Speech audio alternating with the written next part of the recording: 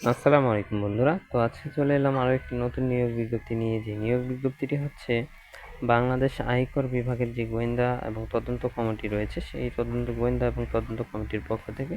তো আজকে এখানে কিন্তু বেশ কয়েকটি পদ রয়েছে। তার পূর্বে বলে রাখি, এখন যারা আমার চ্যানেলটিকে সাবস্ক্রাইব করেনি তারা অবশ্যই সাবস্ক্রাইব করে বেল আইকনটি প্রেস করে দেবেন, যাতে সকল চাকরির নোটিফিকেশন আপনার কাছে পৌঁছে যায়। এবং যেই চাকরির বিজ্ঞপ্তিগুলো রয়েছে, এগুলো কিন্তু অবশ্যই চ্যানেলে এসে আপনারা দেখে নেবেন।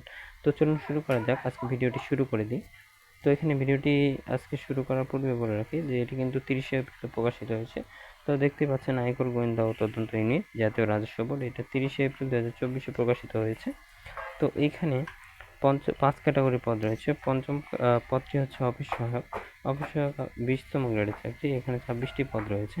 এখানে কোনো স্বীকৃত বোর্ড হইতে মাধ্যমিক স্কুল সার্টিফিকেট বা সমমানের পরীক্ষায় উত্তীর্ণ হতে হবে। এরপরে যে পদটি রয়েছে সেটি হচ্ছে অফিস সহকারী কাম কম্পিউটার মুদ্রাক্ষরিক। তো অফিস সহকারী কাম কম্পিউটার মুদ্রাক্ষরিক, এটা 16তম গ্রেডের। এখানে 31টি পদ রয়েছে। এখানে বলা হয়েছে কোনো স্বীকৃত বোর্ডিতে অন্যান্য দ্বিতীয় বিভাগ বা সমানের সিজিপিতে উচ্চ মাধ্যমিক সার্টিফিকেট এবং কম্পিউটার ব্যবহারের দক্ষতা, computer, word processing, email, fax machine ইত্যাদি চালানোর দক্ষতা এবং অভিজ্ঞতা থাকতে হবে। কম্পিউটার মুদ্রাক্ষরের সর্বনিম্ন গতি বাংলায় 20 শব্দ এবং ইংরেজিতে 20 শব্দ হতে হবে। এরপরে যে পদটি রয়েছে সেটি হচ্ছে উচ্চমান সহকারী।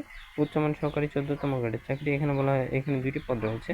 এখানে কোনো স্বীকৃত বোর্ডেতে স্নাতক বা সমমানের ডিগ্রি লাগবে। কম্পিউটারের বেসিক ট্রেনিং কোর্সে উত্তীর্ণ হতে হবে। Computer, word processing, email, fax machine চালানোর দক্ষতা এবং অভিজ্ঞতা থাকতে হবে।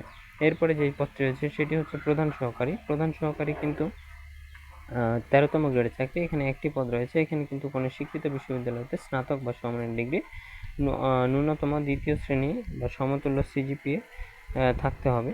কম্পিউটারে বেসিক ট্রেনিং কোর্সে উত্তীর্ণ হতে হবে। Computer, word processing, email, fax machine ইত্যাদি চালানোর দক্ষতা এবং অভিজ্ঞতা লাগবে। এরপরে যে পদটি রয়েছে সেটি 13তম গ্রেডের। এটি কম্পিউটার অপারেটর। এটি 13তম গ্রেড। এটি হচ্ছে কম্পিউটার অপারেটর। এইখানে 2টি পদ রয়েছে।